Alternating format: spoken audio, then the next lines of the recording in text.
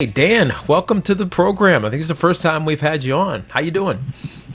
Tiki, I'm good. My head has been spinning from the last 36 hours in the association, but otherwise, I think I've got my bearings finally. Oh, what's going on? Coaches stepping down, GM's getting fired. Sure. I mean, it's like, dude, how many openings? What are they going to do?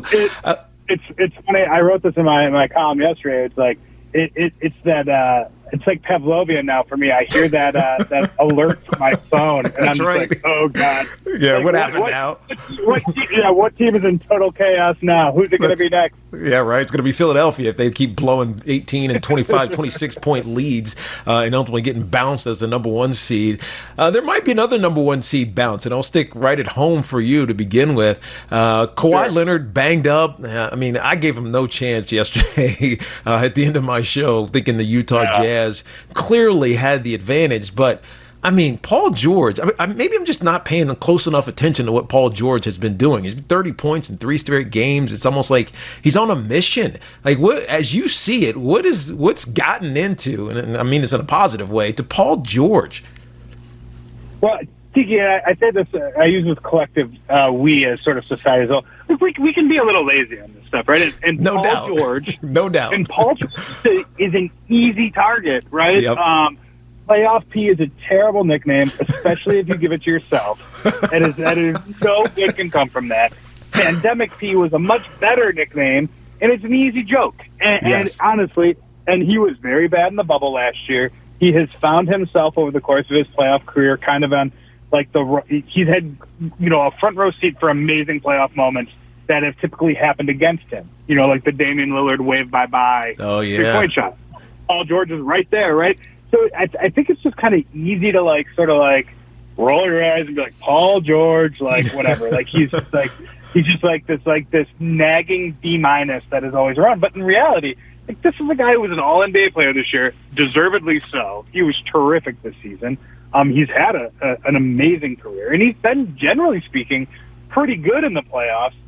But he just kind of it always looks like it's sort of his fault sometimes, and I don't know why it is. If it's his demeanor, if it's the fact that he's not a really fiery guy, we don't really see that stuff. It all looks really, really easy for him. He's one of those guys, Tiki, where it just sort of looks like he's kind of going 60% speed.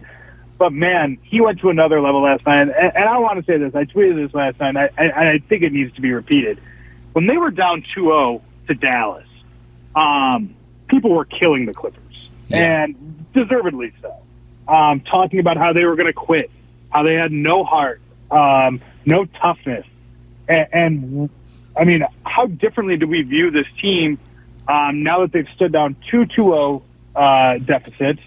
They've managed to, I don't know how they won that game last night, but you talk to people around the Clippers, and they weren't that surprised by it because they believe in that toughness, they believe in their depth, and I guess when you think of it that way, it's oh yeah, it's not like they've got some practice playing without Kawhi Leonard. Yeah, he's Kawhi Leonard. You don't always have him, so they've got 2 games. They've got 2 games to get over this hump, but I'll tell you this: being out here in LA, nobody knows the difference between winning 3 games in the conference semifinals and winning 4 games better than Clipper fans. Yeah, for sure. Exactly right. Dan Woike, Los Angeles Times NBA writers, joining us here. And it's interesting because, you mentioned they missed a lot of games with Kawhi. He didn't play he played a much more than, normal. He took maintenance days every other week. But even despite that, they had the second best net rating in the NBA. So they were good. They maybe just overlooked. I think it was lazy, as you said. So the question then becomes, with the Lakers being bounced early, it became a Lakers town again. Awesome, we love the Lakers. They're bounced. Is this an opportunity for the Clippers if they should get to the Western Conference Finals and maybe even get to the NBA Finals? Is this an opportunity for them to do what I think Steve Ballmer's wanted to happen for a while, which is kind of be the most relevant team in Los Angeles? Oh heavens, no, Tiki. There's no way. It's impossible.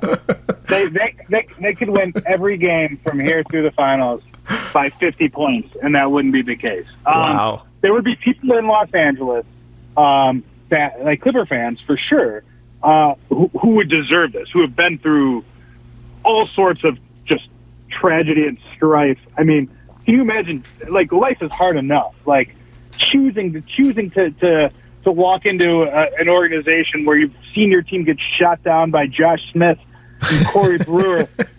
You've just seen so like ACLs are just meant to be torn. It truly is a life of misery. And they've weathered it here over this last decade with competitive teams and stuff like that. And I think they've carved a nice spot out for themselves in Los Angeles. I don't subscribe to the no one cares sort of philosophy, or that they should move to Seattle or any of that stuff. I think they are much more valuable as the second team in Los Angeles than they are as the first team in almost any other market. But let's be clear, they are the second team in Los Angeles. And I don't know what they would have to do other than Steve Ballmer buying the Lakers and then maybe moving them to Puerto Rico or something like that to really fully change sort of the way the city feels about the Lakers versus the way they feel about the Clippers. Yeah, that makes a lot of sense. All right, we have a Game 6 tonight. The Brooklyn Nets taking on Giannis and the Bucks, and I mean, there's talk about Bud getting fired, and how come the Bucks can't break through? That no superstars there other than KD, and they let him score 49 and have 17 rebounds and 10 assists. It was a ridiculous triple-double. But they're banged up, and James Harden muscled through it. If you're the Nets, what do you do here? Reggie Miller was like, I think they should rest KD and James Harden for Game 6 and just put it all on the line for Game 7. You absolutely cannot do that. But what philosophy should the Nets have? Because you don't want this thing to go to 7, because anything can happen then. For sure. And I mean, look, I don't think you play those two guys, 95 plus minutes again if you can help it. Obviously, I don't think, to me, that's what I'm, there's a lot of talk yesterday about how minutes and all that stuff and lack of rest has impacted players. You've got a guy on an injured hamstring who played, 45 plus minutes, and you have a guy who's on a repaired Achilles tendon who played 48 minutes. You should monitor that and be concerned. That doesn't mean be scared and play them 25 minutes each, but I think you want to be responsible. Certainly. They do not have to win this game to win the series. I think that they have at times shown certainly that they are, in my mind, they're definitely the more talented team in the series. But you're right, they're banged up, and James Harden was really bad in that game. It was important that he was out on the court. I don't know why it took Milwaukee so long to find him and hunt him on defense. I would anticipate that will change tonight, that they will find. Look, you typically go at James Harden anyways, and injure James Harden, you go right at that guy. So I think that's a big thing. But the Bucks have been through some really weird stuff, and you just never know how teams respond to that. Has their sort of emotional cup been overfilled? When you consider this is a team that was up 2-0 against the Toronto Raptors in the conference finals and lost 4 straight. Mm-hmm. This is a team that just got decimated by the Miami Heat last year in the bubble, just emotionally exhausted.